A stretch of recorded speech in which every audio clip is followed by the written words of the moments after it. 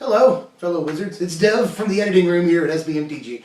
A couple hundred of you have already seen the video that precedes this little vignette here, but there were obviously some sloppy editing problems, and I had forgotten that Eldrazi Displacer can't displace itself. There's also a fumble with Avacyn, so I decided to delete the video, take it down, re-edit it, and then put this little part at the beginning as sort of a disclaimer. I'm going to sort of be a little bit more dedicated to accuracy in editing. My editing has been a little off lately because I've been pushing back the time that I edit until like 2 in the morning, and I'm up until 8 in the morning editing, and things like this happen.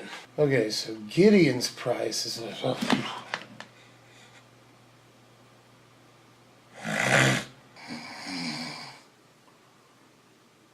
bank company. See what I mean? I'm going to try to make sure that doesn't happen anymore, and it has happened on more than just this one video. As far as the prices of cards or the number of copies of cards in decks, sometimes I fumble it because I'm pretty much always falling asleep while editing. So it's a wonder that I get any videos out at all. But I'm going to recommit myself to make sure that does not happen anymore, ever. And we'll go from there, right? Thanks, everyone, for still watching, even though I make mistakes. Disclaimer over, we can go to the video, but first, here's a picture of a cat with its tongue out. Hilarious. When I'm with my girl, she be rockin' that Wilma Flintstone. When it's time to rock the bed, then I get my bread on. What's up, my wizards? Dev from the SBMTG program on the YouTube.com and stuff. We do magic decks, and we got one for you today, actually. And I know it's been a few days. I'm sorry about that. I've actually used that time to work on a bunch of stuff and really test this deck, which I have talked about a couple of times before. This is Mono White Control. Mono White Control has a lot going for it. We just saw White Black Control win a Grand Prix at the hand of Seth Manfield. We see that name all the time nowadays in pro circles. Good on you, Seth. But we're just dropping the black here, but we still get a lot of good tricks. We get to play around with Eldrazi Displacer. We got a lot of good targets to displace right now, especially in just the color white. We get a lot of really good removal. We get a powerful Planeswalker in Gideon and some other cool stuff. So let's take a look. Actually, before we get into the deck, one last quick thing. If you enjoyed the content, hit the like button. That's important. But also, I've used the last few days that I've taken off here to really work on like 10 different decks. And at the end of the video, I'm going to quickly go over all of those so that we can create some hype.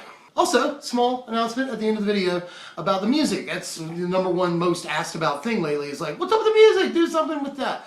Small announcement at the end, so also stay tuned for that. But for now, let's talk about this deck, which is why we're all here. Let's talk about the creatures first. There's 12 of them in our control deck, which sounds like a lot, but control's playing more creatures just generally nowadays, and White has a lot of like awesome creatures, premium creatures, that are good against different strategies, you know. So I want to play a fair amount of creatures, and we get to play Eldrazi Displacer, which is the glue, you know, really brings the whole thing together. And we're going to go ahead and play 2 copies of Displacer in this deck, and one in the sideboard for the sort of grindier matches where Eldrazi Displacer is more important. But Displacer is already important just in the main deck here. Works with every single one of our creatures besides itself, you know. Everything that we're playing has an enter the battlefield effect that we can abuse with this, and you know, the card is just generally good on offense or defense. You know, we can evade spot removal, we can blink a guy we blocked with, we can blink a guy they attacked with, that's not bad. They steal a guy with Silumgar, we can get it back by blinking it with Eldrazi Displacer, comes back under our control. So lots of different uses for Displacer right now. I just think Eldrazi Displacer is that important that I want to talk about him first and sort of look at all the other creatures in the context of Displacer in a way. To that effect, we're going to start the rest of the creatures with 3 copies of Thraben Inspector. Some people would want to play 4, totally understandable. I'd like to play 4 too. I'm just trying to squeeze a lot of good stuff into this deck.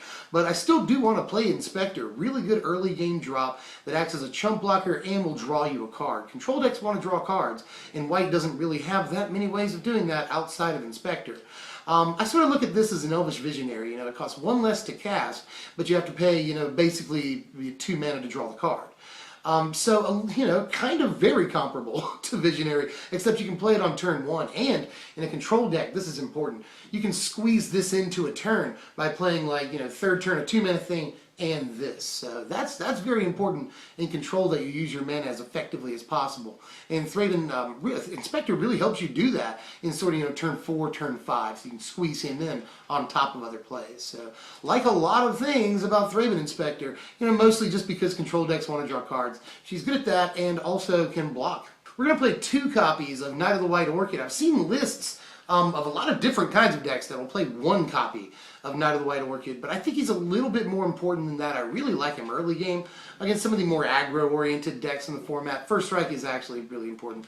But I really also like this a lot against Ramp, which is rising again in tournament standings. As the format gets a little grindier, Ramp is really good at the very top of the curve and outclasses most decks. So if the format is grindy, Ramp is very good. And this deck, this card isn't the thing that's going to win the game against Ramp or anything, but you're very likely to have less lands than them, so if you displace this over and over, you can get a Plains nearly every turn. I'm not sure that's the best use of your mana, but there are times where you have leftover mana, nothing else to displace. You can displace this maybe once or twice in a game and get a lot of extra value out of it. So, and it's also a form of Ramp if you do it right. Usually if you're on the draw, you can turn this into Ramp on turn 3.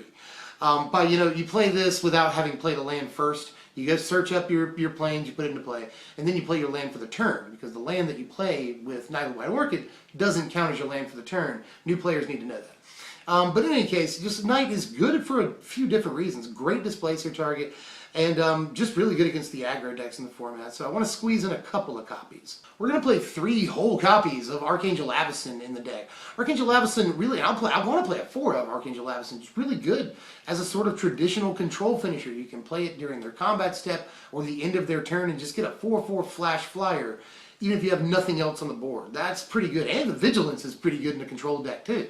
You can swing and leave her up on defense. All of this is good.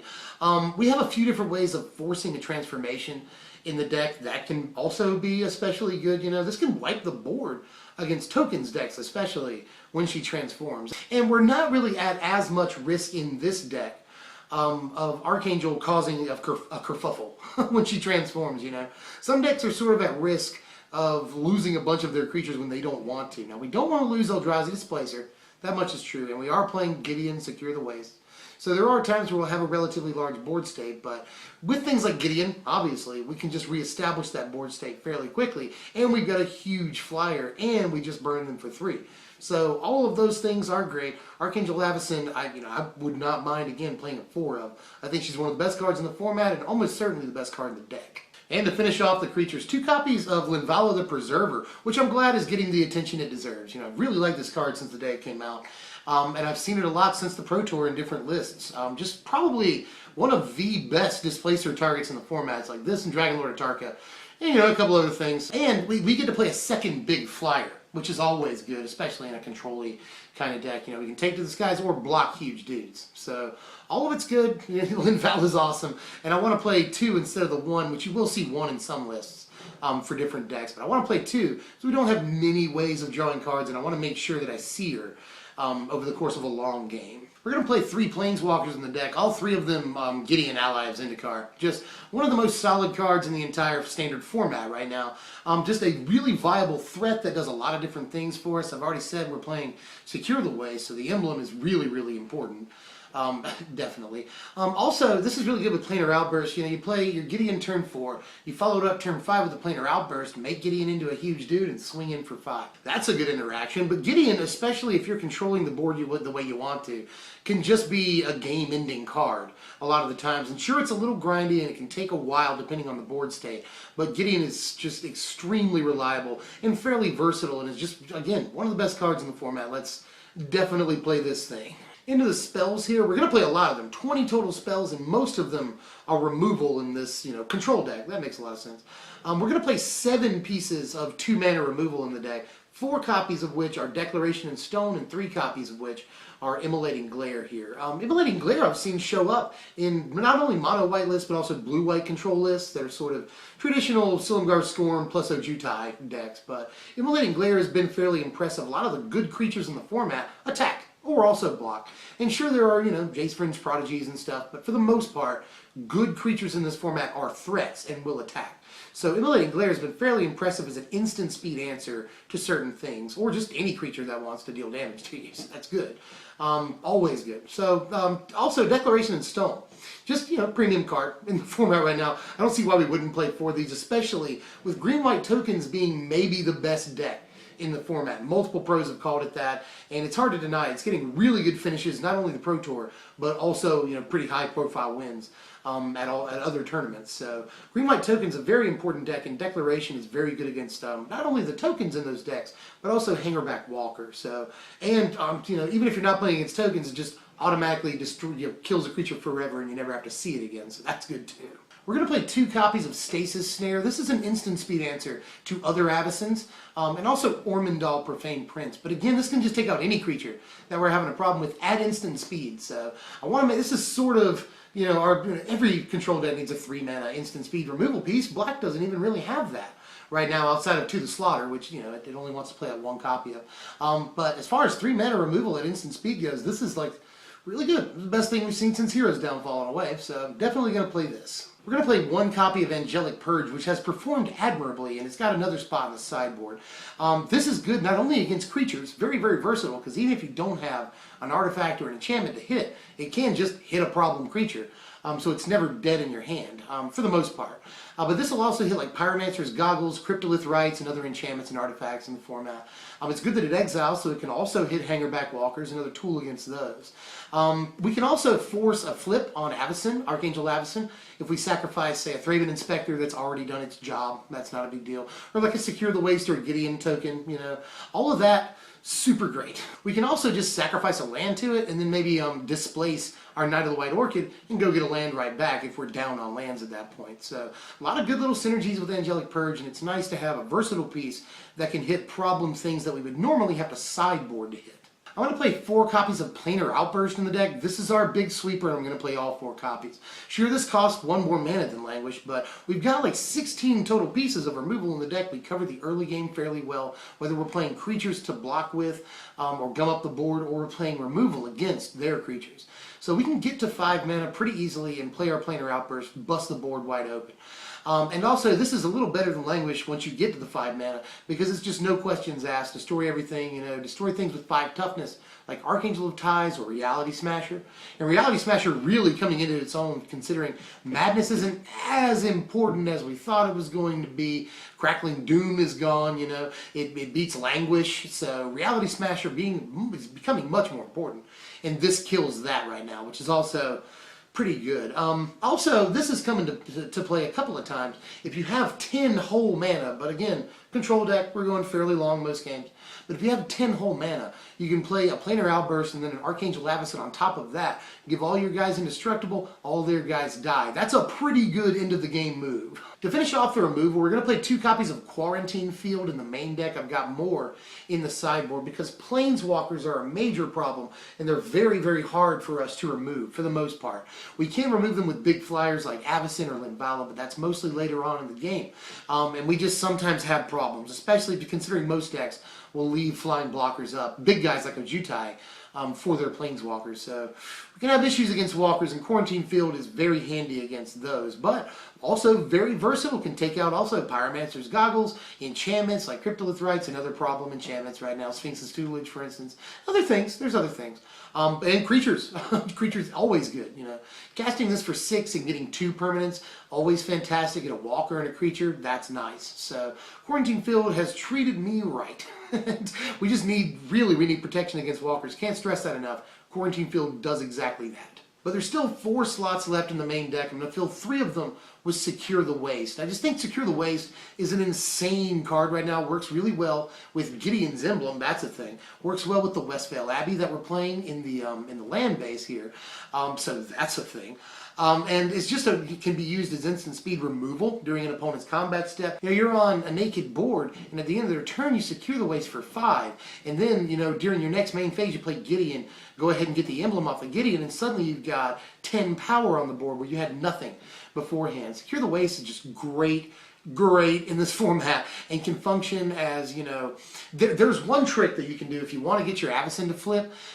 You can go ahead and just cast a Secure the Waste for like 1 when they attack, and your guy will die, and that will trigger an Avacyn flip, So Just lots and lots of good things. And after you've wiped the board with Avacyn, a good way to recover your own board is with a Secure the Waste. Just so many uses for this card right now. Let's play the 3 copies. And we got 1 slot left in the main deck. I'm going to devote it to Hallowed Moonlight. Just 1 Hallowed Moonlight. We saw Seth Mansfield won a Grand Prix just recently. And he, again, he's on a tear lately. That guy's really good. He's been on a tear for a while now. But in any case, he played multiple copies of Hallowed Moonlight in the main deck. This is also, everyone knows this is good against, Bant Company and all the company decks right now. There's Jund and Abzan Company also. But this is also good against other copies of Eldrazi Displacer that people are playing. This is good against Secure the Waste, which sees a lot of play in the format. This can be good against Hangerback Walker. When it dies, you kill it and you play this. You'll end up not 2-for-1ing yourself because you draw the card off of Hallowed Moonlight, and you get to, kill their Hangerback Walker without having to worry about tokens coming into play. Also, just tokens that they play off of Planeswalkers. That is the least, useful way of doing this, but it's still worth noting. Just many, many ways of using this, even if you're not coming up against company decks in your local FNM. There's a lot of reasons this is good, and at the very worst, just going to draw you a card. So, not bad. We're playing 25 lands in the deck. We're playing a lot of white sources, just play a bunch of planes, but we obviously have to make room for colorless sources too. Westvale Abbey is where I want to start with that, with Secure the Waste and Gideon in the deck. This is just a great way of ending the game. Ormondal is insane. But also, there's other good colorless lands. Blighted Steppe. Surprisingly, for a white deck, we don't have many ways of covering our life total very well. And Blighted Steppe can be really good with, again, Secure the Waste or Gideon. Just fantastic. So, want to play at least the 1 Blighted Steppe, and it provides colorless mana. Foundry of the Consoles can feed Westvale Abbey as well, and also make either flying blockers or flying attackers, especially if you have an emblem from Gideon out. So Foundry of the Console is also good. And Warp Landscape Warp Landscape isn't actually super bad. Early in the game it can be your colorless source until you get 1 or 2 more colorless sources for displacing. And then you just sacrifice it to thin your deck and go get a white source. It could be worse. Not terrible. Here's our incredibly large sideboard. That's a lot of different cards right there. But we're doing a lot of different things here. Hallowed Moonlight, we're just adding to the main deck copy, and it's just really good against obvious certain decks. Silk Wrap good against aggro and Hangerback, and we've already got Declaration in the main deck against Hangerback, but in this way we won't have to worry about giving them a clue. That's good. It just works against a lot of different creatures, especially Sylvan Advocate. That's always a good option for a Silk Wrap. Angelic Purge, just another copy of this to deal with problem artifacts and enchantments. We've got Archangel of Ties in there. That's the 4 of. That's against aggro for the most part. Just Archangel of Ties wrecks aggro, and it's good against Languish too, for people that are playing in a 3 and 4 of Languish in their deck. There's also Suppression Bonds, yet another thing that helps out against walkers, and things like Goggles. We're playing like Quarantine Field, Angelic Purge, and Suppression Bonds in the sideboard here. Note that they're good against problem cards like walkers, for instance, but also are versatile in that they can take out anything. So that's very good to have cards like that in your board. Tragic Arrogance basically guarantees an Avacyn transformation and leaves Avacyn the Purifier as basically the only creature on the board. Well, it leaves Avacyn, Archangel Avacyn on the board, but then next upkeep she'll transform. But you know what I'm saying. And in this deck we can also keep a Gideon on the battlefield, perhaps a Clue from Thraven Inspector on the battlefield, and lots of other stuff. Enchantments we can leave on the battlefield.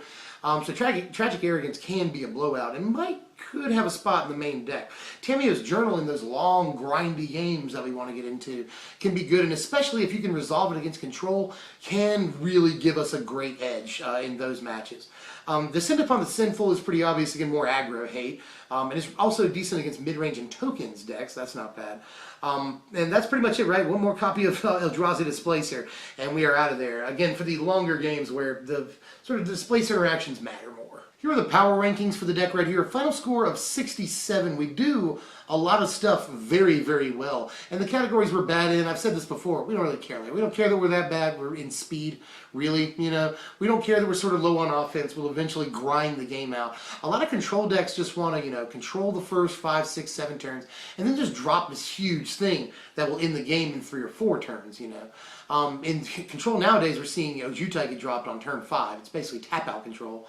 And just ending the game a few turns later after that. This deck is a little different, We don't want to just make a huge drop and end the game just certainly 3 turns later.